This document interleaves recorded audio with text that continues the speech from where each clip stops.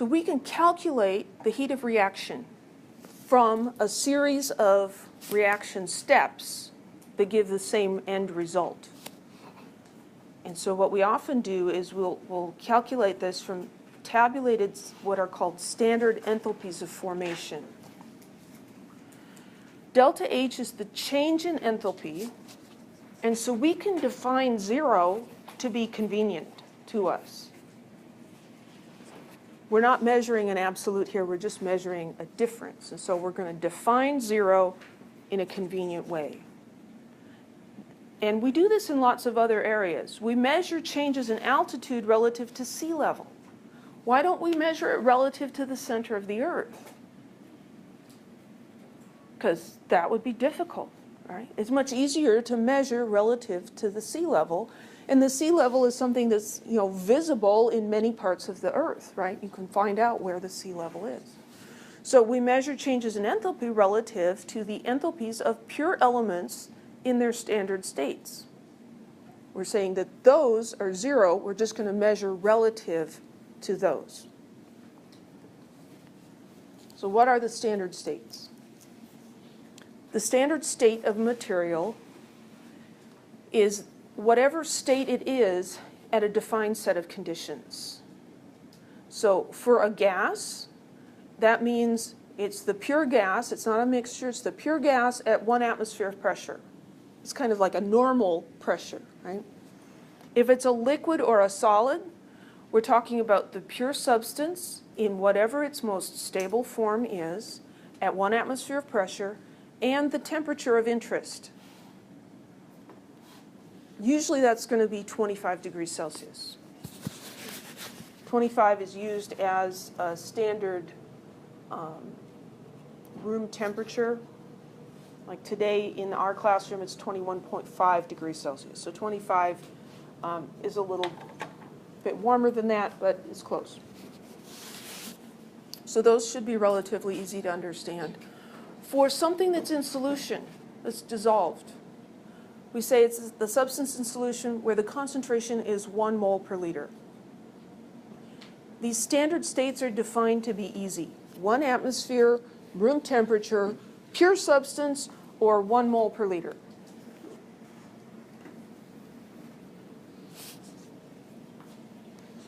What we call the standard enthalpy change, delta H, now it's got this little 0 at the top. That means standard. So the standard enthalpy change when all of the things involved are in their standard states. All the reactants, all the products. Standard enthalpy of formation. So there's standard enthalpy change, here's standard enthalpy of formation. So we still have the standard, so that's the degree sign, and now we add F for formation. That is the enthalpy change for a reaction where we're forming 1 mole of a pure compound from its elements. The elements are in their standard states, and for elements in their standard states, we have heat of formation is 0. So that's where we've defined what 0 is. Heat of formation for elements in their standard states is 0. So heats of formation for various compounds are listed in tables. Here's a table from your book. This has some standard enthalpies. There's an appendix at the back of your book with more, and then there's the CRC or the internet with a whole bunch more. Looking here, here's Br2 liquid. That's bromine as an element in its standard state. At room temperature and 1 atmosphere of pressure, it's a liquid, and it is in this diatomic form. Its enthalpy of formation is 0. Graphite and diamond are both forms of carbon, but graphite is the more common stable form, and so that's 0. Diamond actually has a heat of formation of 1.88. These are all kilojoules per mole at 298 Kelvin, 25 degrees Celsius. So you look up heats of formation.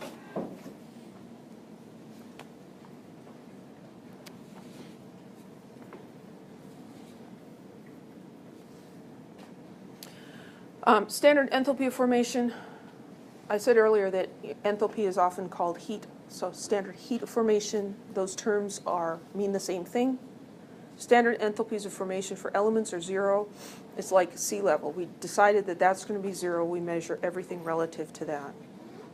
For most compounds, the heat of formation is actually negative, meaning that when the compound forms, it releases energy. And that would be the equivalent of a negative change in elevation. It just means you're going below sea level. So we can write formation reactions. So let's look at methane. So methane is CH4.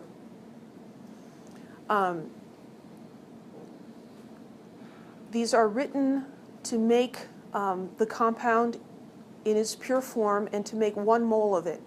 So to make 1 mole of CH4, we need 1 mole of carbon. The standard state for carbon is solid graphite. And we need 4 hydrogens, right? 4 hydrogen atoms. Those come in pairs. That's the standard state of hydrogen. So we need 2 moles of hydrogen to make this. This is not necessarily how methane would be formed, but we can describe it this way.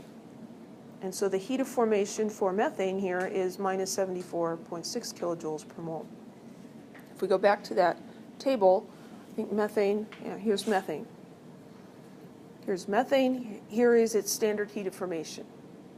We need to be able to take these compounds and write a chemical equation showing how they're formed, and then we know that for that reaction, this is the heat.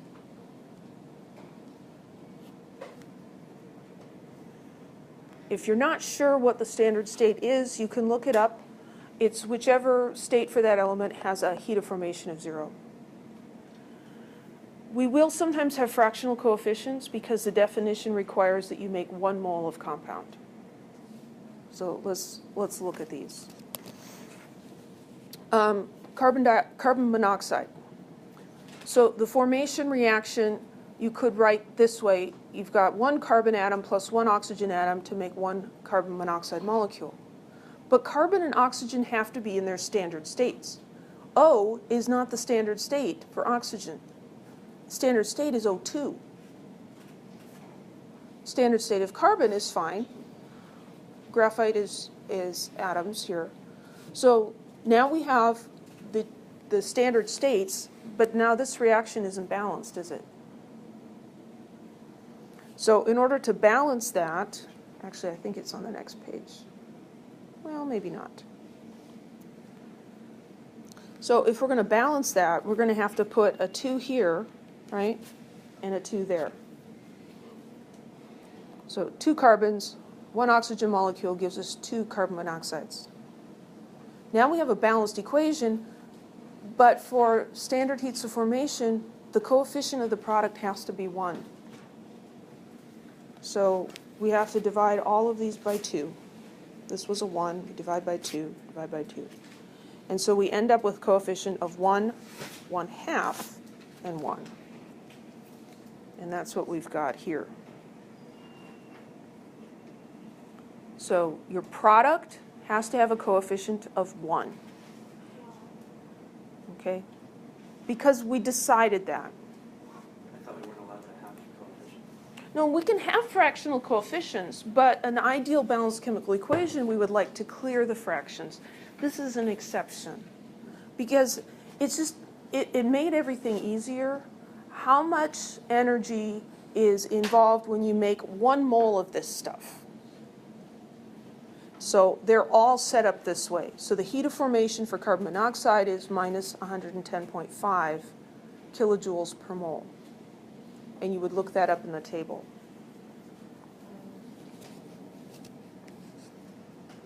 I know it's a little disturbing. Write equations for the formation of sodium chloride and lead nitrate from the elements in their standard states. Include the values of the heat of formation for each equation.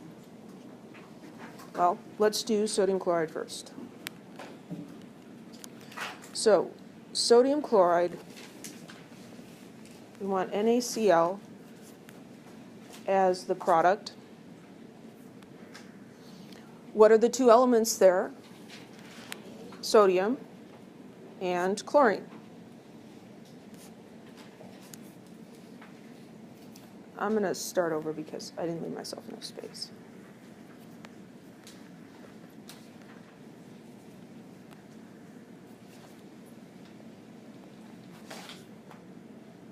That's really not that much more space. Over here.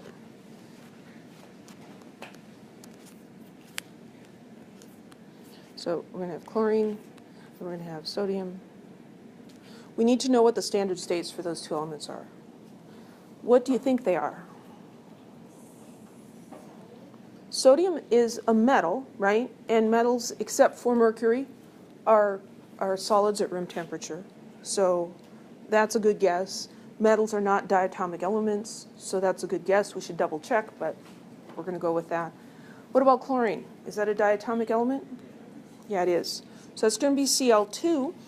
Is it a gas, a solid, or a liquid at room temperature? It's a gas. You can tell that by looking at the periodic table on the wall here. Chlorine has a red symbol. That means it's a gas at room temperature. So we're still going to double check those, but let's balance this equation.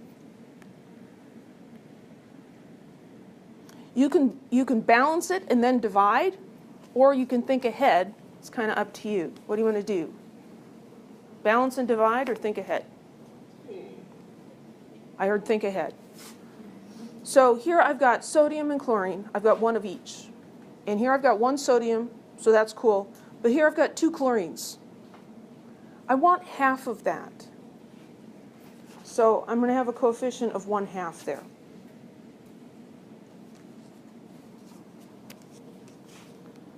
Now we have to go look at the table.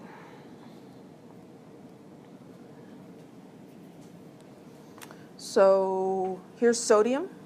Sodium solid, that's our standard state. And chlorine, the one with the 0, is Cl2 gas. So we guessed right on those. Now we need the heat of formation for sodium chloride. So over here, NaCl solid, minus 411.2. So heat of formation, negative 411.2 kilojoules per mole. This is the equation for the heat of for the formation of sodium chloride. Any questions?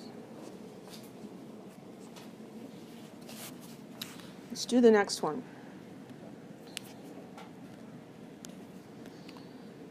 This one's going to be a little messier. So Pb NO3 2 solid. Well, what elements are present in that compound? We've got lead and nitrogen and oxygen. We can predict that the standard state for nitrogen is N2 as a gas, and oxygen is O2 as a gas, because we know those are diatomic elements and they're gases at room temperature. Lead is a metal, so we can predict that its standard state is just a solid.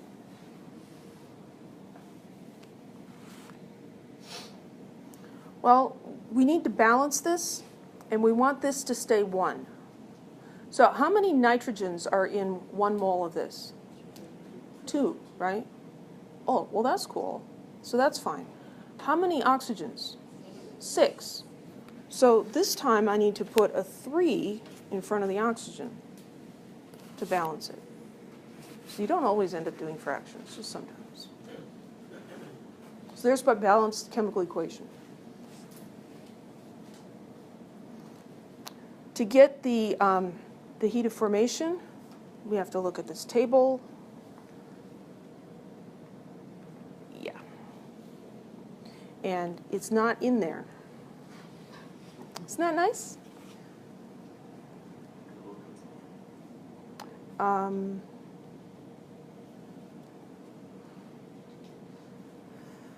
Now I'm lost in my PowerPoint. Okay. So you look it up in the appendix. What is the standard heat of formation for lead 2 nitrate? Checking. Here's what I found on the web for what is the standard heat of formation for lead 2 nitrate. Have a look. Thank you, I will. Series so helpful. Come on.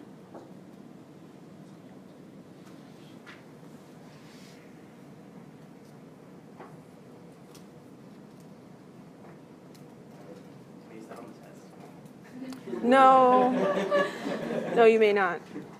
So this is telling me negative 105.32 kilocalories per mole.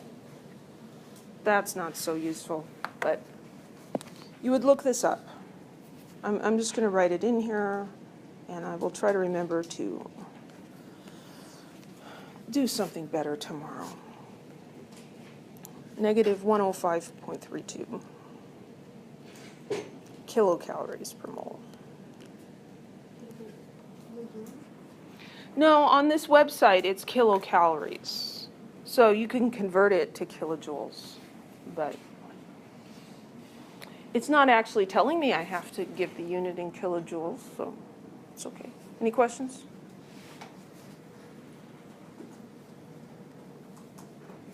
Now I'm super lost. Okay, that's where we were. So we can combine Hess's law and these heats of formations to calculate heats of reaction for different reactions.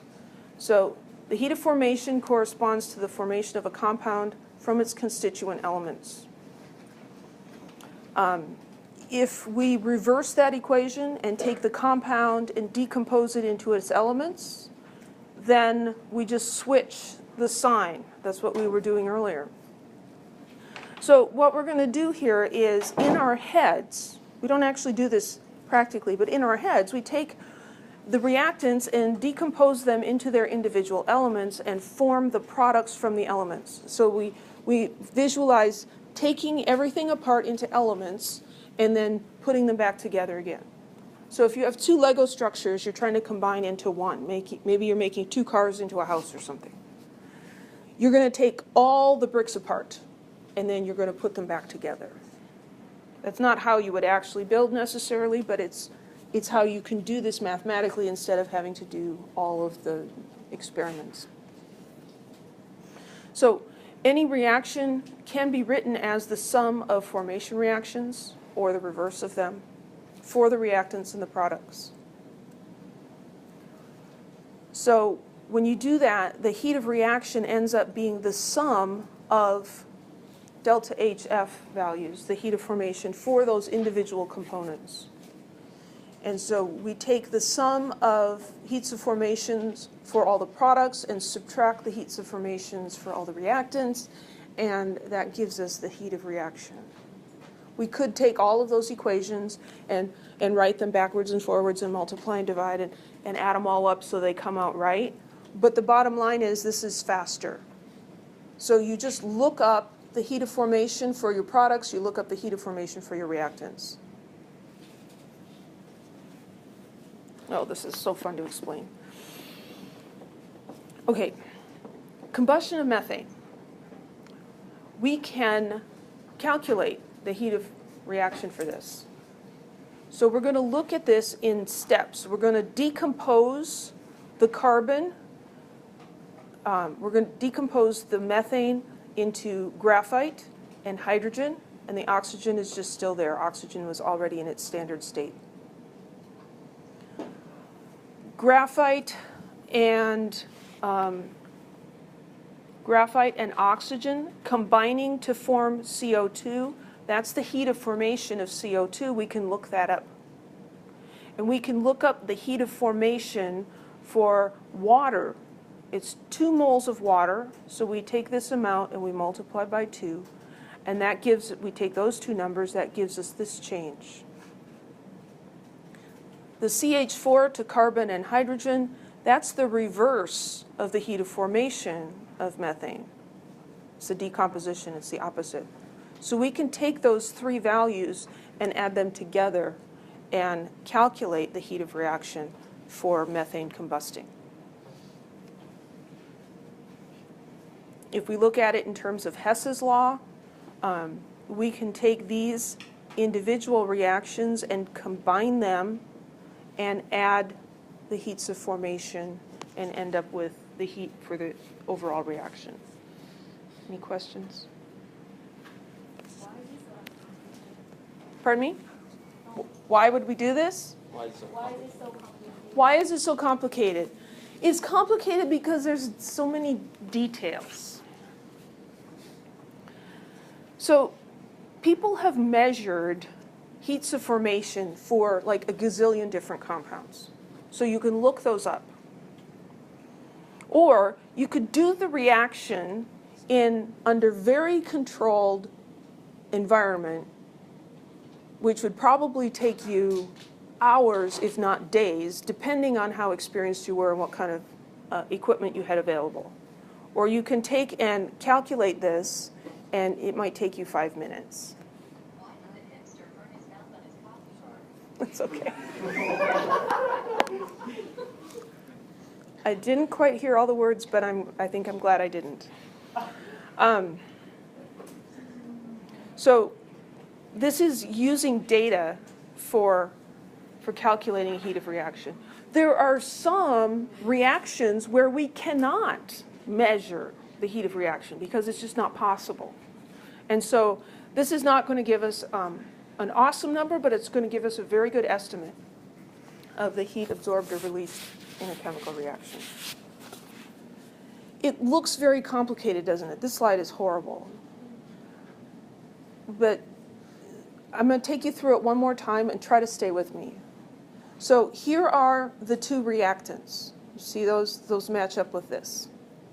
And here are the two products, CO2 and 2 waters. Those match up.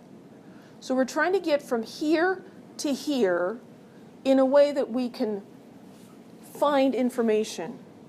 So we're going to take this apart. We're going to take the methane apart into carbon and hydrogen. That's this heat of formation reaction backwards. So you can look up the formation of methane, and this is the equation that it goes with. So we can figure out the energy change when you take that apart. And then we imagine forming CO2 from the carbon and one of those oxygens. Forming CO2, we can look up the heat of formation for that. So we know that change. And now we're going to imagine putting the water together, and we know what that change is. And so we can add those things up and get the overall change for the chemical reaction. Yeah, that's fun. Let's do one. I think these numbers are probably missing also. Okay, so the thermite reaction is a very fun reaction. Powdered aluminum reacts with iron oxide, and it's highly exothermic. Use standard enthalpies of formation to find the heat of reaction for the thermite reaction. So what we want to do here is we've got heats of formation for the products and the opposite of heats of formation for the reactants. Because they're not forming, those are decomposing. So if there are any elements here that are in their standard state, then those are going to end up being 0, so that's kind of nice.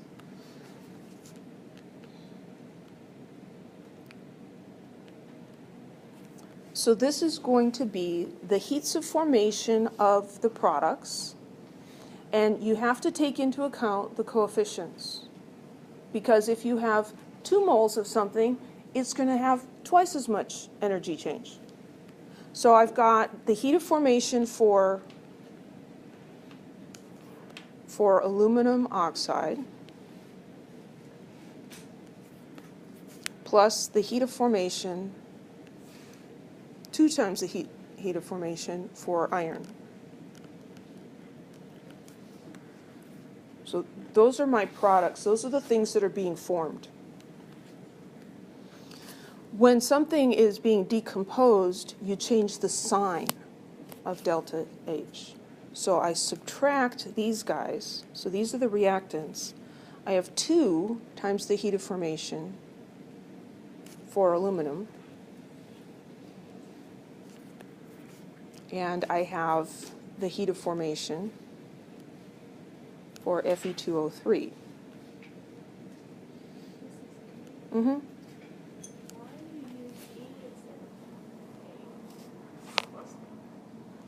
Because I made a mistake. It's a very good question. Yeah, I don't know. It's supposed to be an H. Thank you for catching that. Because it says right here, delta H.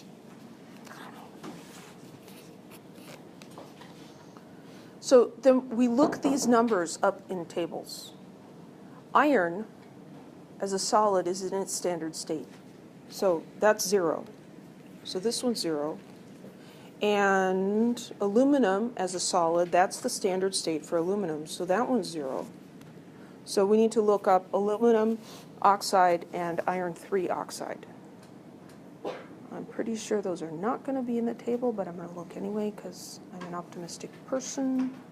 They're not there. Okay. Okay, so I borrowed a student's textbook. This is back in Appendix 2. There are tables of standard thermodynamic quantities for selected substances. And the one we're interested in is delta HF. So I need Al2O3, and it's minus 1675.7.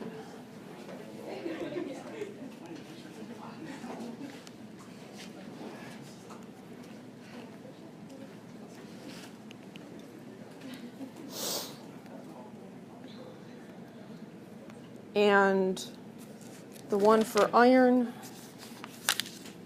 Fe2O3, is minus 824.2.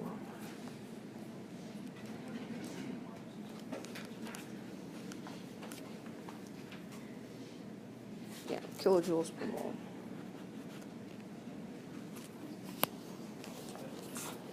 So we're multiplying by the number of moles. How many moles of Fe2O3? 1. So that is, if we're going to keep track of our units, which is never a bad idea, 1 mole times that, the moles cancel out. And how many moles of aluminum oxide? 1. So that's 1 mole. So I end up with 1675.7 kilojoules minus all of this over here, negative 824.2 kilojoules. If you minus a minus, it's adding. So I've got negative 1675 point, I'm missing the pointer.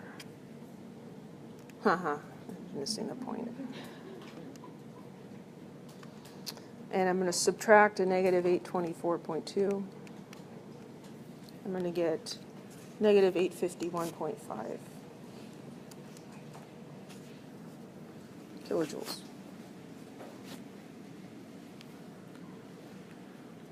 So the heat of reaction is negative 851.5 kilojoules.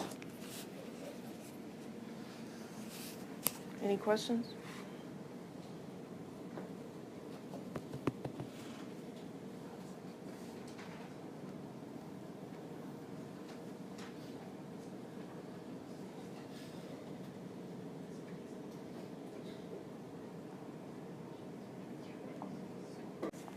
One more example, and then we're done, I promise. Okay, chemical hand warmers produce heat when they're removed from the airtight plastic wrappers. Here's the reaction.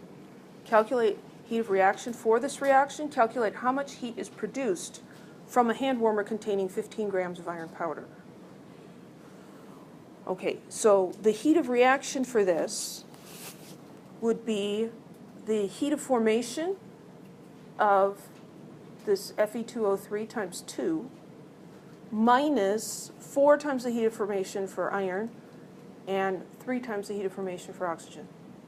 What are the heats of formation for these two guys? 0. There are elements in their standard states, so they're 0. So it's just going to be 2 times the heat of formation for this one, which we just looked up, but I've forgotten already, because I don't have room in my head for numbers like that. Minus 824.2.